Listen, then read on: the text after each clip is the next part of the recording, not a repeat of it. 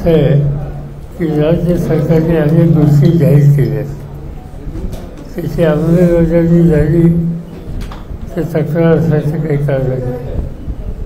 पण साधारणतः माझा जो अनुभव आहे की अंदाजपत्रक आत्ता मांडल्याच्या नंतर लगेचच 8 दिवसामध्ये नवीन फुलं मागल्या, म्हणजे अंदाजपत्रकाच्या बाहेर अधिक लागणारी रक्कम ही मागावी लागते किंवा मागण्याची भूमिका सरकार घेतं आणि त्याच्यामध्ये या सगळ्या योजना आहेत. अंदाजपत्रक याचा अर्थ काय? अंदाजपत्रक याचा अर्थ वर्षभर राज्य सरकार जे विविध प्रकारचे कार्यक्रम घेऊन राज्य चालू इच्छितो त्यासाठी लागणारा अर्थकारणाचा विषय हा अंदाजपत्रकाच्या मान्यतेतून पुरा होतो. आपण पूर्ण मागण्यासुद्धा घेतो, पण साधारणतः अंदाजपत्रक एकदा मांडल्याच्या नंतर मंजूर झाल्याच्या नंतर 5-6 महिन्यांनी आणखी काही नवीन गोष्टी करायच्या असल्या तर फुलवणी मागण्या ही करण्याची पद्धत आहे. इथं काय झालं आहे की अंदाजपत्रक मांडलं आणि 8 दिवसात फुलवणी मागल्या आणि फुलवणी मागण्या ठरवण्याचा हा कालावधी हा अतिशय कमी आहे, पण ठीक आहे, सरकार त्याचं माझं काही म्हणणार नाही.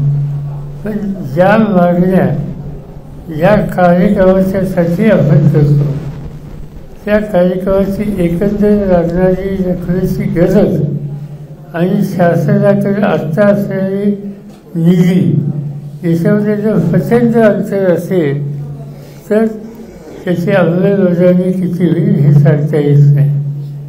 अनेक गोष्टी त्यांनी जाहीर केल्यात. मुलीचं वरचं शिक्षण हे सगळं मोफत केलं, चांगली गोष्ट आहे, पण मला शैक्षणिक संस्थांची चिंता आहे. कारण मोफत शिक्षणाचा सगळा खर्च सरकार देणार हे सरकारने जाहीर केलं आणि आत्ताच लेक्चरला मान्यच्या संस्थेमध्ये आपल्याला अनुभव आहे की 5वी वर्षात 2-2 वर्षाचं देणं त्यांचं अनुदान हे अद्याप आलं नाही.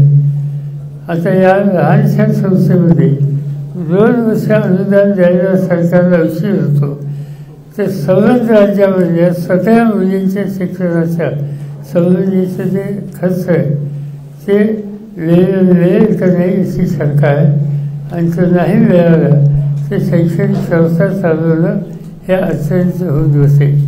पण या सगळ्या गोष्टी जाहीर केल्यात. आता बघूया काय काय त्याच्यात होत आहे.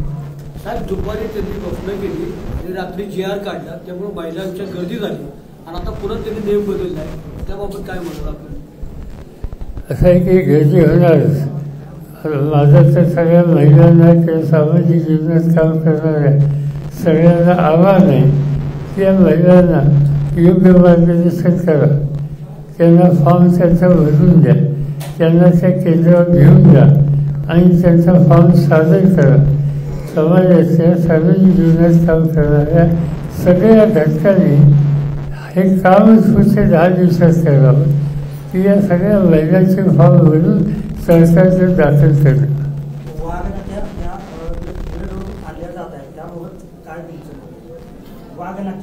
वाघनखे जे आहे किंवा ओरिजिनल नाहीत असं काही जणांच्या संशोधनाने सांगितले. असं आहे की इंद्रजित सावंत याचं इतिहासाचं ज्ञान याची मला कल्पना आहे आणि ते अभ्यासू आहेत, त्यांचं योगदान आहे आणि त्याच्यात त्यांचं वचन मी काही इतिहास तज्ञ नाही आणि त्यामुळे त्याचं जाणकार असं जे मत आहे हे मत एकदम दुर्लक्षित करू नये. तुतारीबाबत आपण निवडणूक आयोगाकडे केलेलं आहे, पण आपल्याला पिझ्झा एक्झिट हॉटेलमध्ये मी सांगितलं की तुतारी अपक्षांची आहे, त्याबाबत तुतारी चिन्ह निपाणीचा विषय, तुतारी आणि निपाणी दोन्ही एकत्र असल्यामुळे आपण ते तक्रार केलेली आहे. आम्ही आमचं निपाणी तुतारी असं नाही, तुतारी वाजवणारा माणूस ही आमची खूण आहे. त्या खुणीचा गैरप्रचार काही लोकांनी केला आणि त्याचा परिणाम मतदानावर झाला. आता उदाहरणार्थ नाशिक जिल्ह्यामध्ये एक आदिवासी सीट आहे. त्या ठिकाणी आदिवासीमध्ये काम करणारे आदिवासी समाजाचे भगलेश्वर म्हणून आमच्या पक्षाचे उमेदवार होते. ते निवडून आले, पण त्याला एकत्र मतं पडली. त्याची 1,00,000 मतं वाया गेली. श्रीफार यांनी सुचवलेली या गोष्टीवर माझ्या मते साताची जी जागा आहे तिच्यामध्ये सुद्धा असा प्रकार झाला. 20 आमचा उमेदवार निवडून आला, पण त्याची 55,000च्या आसपास होतं. या त्रिफारी का तुतारी या गैरसमजुतीचं झाला आणि म्हणून आम्ही इलेक्शन कमिशनच्याकडे आणि सुप्रीम कोर्टामध्ये गेलेलो होतो. त्याची काल तारीख होती. आणखी 2-3 विषय होते. एक, राष्ट्रवादी काँग्रेस पक्ष हा जो आम्ही लोकांनी स्थापन केला, नंतर हा पक्ष घेऊन आमच्याकडे काही सहकारी गेले आणि निवडणूक आयोगाने त्यांना मान्यता दिली आणि त्यामुळं पक्ष चिन्ह या सगळ्या गोष्टी आमच्या हातातून गेल्या होत्या. पण आम्ही कोर्टातून लढाई केली. आम्हाला तुतारी वाजवणारा माणूस ही खून दिली गेली आणि नाव राष्ट्रवादी त्याच्यामध्ये शरद पवार हा शब्द घालणं कंपल्शन इलेक्शन कमिशनने केलं. त्याची केस काल होती. आणखीन एक गोष्ट होती की जो राजकीय पक्ष निवडणूक आयोगानं मान्य केला त्याला पक्ष म्हणून काही सवलती असतात. पक्ष चालवायला लोकांची मदत घ्यायचा अधिकार असतो, तो आम्हाला नव्हता. आणि म्हणून आम्ही कोर्टात त्या इलेक्शन कमिशनकडं हाही विषय उपस्थित केला आणि इलेक्शन कमिशनने त्यामध्ये हे सगळे आमचे अधिकार आम्हाला दिलेले आहेत. आता जो इश्यू आहे तो इश्यू सुप्रीम कोर्टात निशाणी खुलेच्या मुद्द्याची आहे आणि त्याची तारीख मला असं वाटतं की पुढच्या 22 तारखेला का 16 तारखेला त्याची तारीख आहे. बघूया त्याचा अंतिम निर्णय काय होतो. निवडणूक आयोगाने साहेब एक निर्णय दिलाय की स्वखुशीनं जी देणगी देतात ती स्वीकारू शकता आपला पक्ष. एक प्रकारे एक चांगला निर्णय म्हणायचा हा.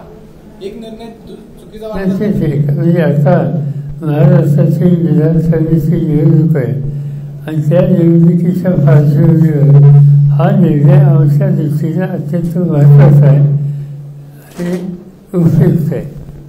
मराठा आरक्षणाच्या संदर्भामध्ये सरकार दिशाभूल करत आहे असा आरोप करांगे पाटलांनी केला आहे. असं आहे की त्या संबंधीची काल मला नोटीस मिळाली महाराष्ट्र सरकारच्याकडून की आज बैठक घेऊन.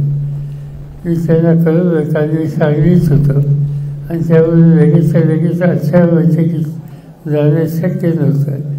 त्यांनी आधी पूर्ण सूचना केली आणि यातनं मार्ग काढायची भूमिका मनापासून स्वीकारायची तयारी केली तर त्याच्यामध्ये सहकार्य करण्याची भूमिका राहिली. पण मला माहिती नाही आता काय होणार आहे. का आज मुंबईतसुद्धा अतिवृष्टी झाल्याची बातमी आहे. त्यामुळं कालचं विधानसभेचं कामसुद्धा झालं नाही असं वाचण्यात आलं. त्यामुळे आजची बैठकचं काय माहिती नाही. कदाचित ते कळवतील संध्याकाळी या, पण एकदम मला आत्ता सांगता येणार नाही. साहेब, राष्ट्रवादी अजित पवार पक्षाचे काही आमदार तुमच्या संपर्कात आहेत का? विधान परिषदेच्या अनुषंगाने काही त्याचा फायदा तुम्हाला होईल का याचा? माझ्या संपर्कात कोणी नाही आणि मी त्याच्यात लक्ष देत नाही. पण जयंत फासला लोक भेटतात याची माहिती माझ्याकडे आहे. त्याचा आउटकम काय येईल ते उद्याचं मतदान झालं पाहिजे. समजा साहेब, लोकसभेला 200 पारचा नारा दिला, पण आता विधानसभेला 100 पार बी भरत नाहीत. एवढी त्यांनी दहशत घेतली का? 205 कसं विधानसभेला लोकसभेला 400च. नरेंद्र मोदी सगळीकडे 400च्या काही बोलतच नव्हते. आणखी अनेक गोष्टी सांगत होते. खरं म्हणलं तर देशाच्या प्रधानमंत्र्यांनी एखादी भूमिका लोकांच्या समोर मांडताना ती राष्ट्रहिताचे याचं भान हे ठेवलं पाहिजे होतं. पण ज्या पद्धतीची भाषणं ही प्रधानमंत्र्यांनी केली त्यावरून जातीय आणि धर्माची शक्ती ह्या उफाळून याव्यात, समाजामध्ये एक प्रकारचं दहशतीचं वातावरण व्हावं आणि त्यामधून निवडणुका आपण कराव्यात हे सूत्र त्यांनी ठेवलं होतं. पण या देशाचा सामान्य माणूस आम्हा राजकारण्यांच्यापेक्षा तो अधिक शहाणा आहे आणि त्यामुळं संविधानाचा प्रश्न येऊ ती घटना संविधान त्याचा बचाव करण्याचा निर्णय आणि अतिरेकीपणानं निवडणुकीमध्ये लोकांच्या समोर जाऊन एका चुकीच्या रस्त्यावर देशाला नेणं हा जो प्रयत्न होता हा सामान्य मतदाराने हाणून पाडला. माझी खात्री आहे की उद्याच्या विधानसभेच्या निवडणुकीमध्ये सुद्धा राज्यामध्ये या संदर्भात जे करण्याची गरज आहे तो इस्लाम मतदान करेल.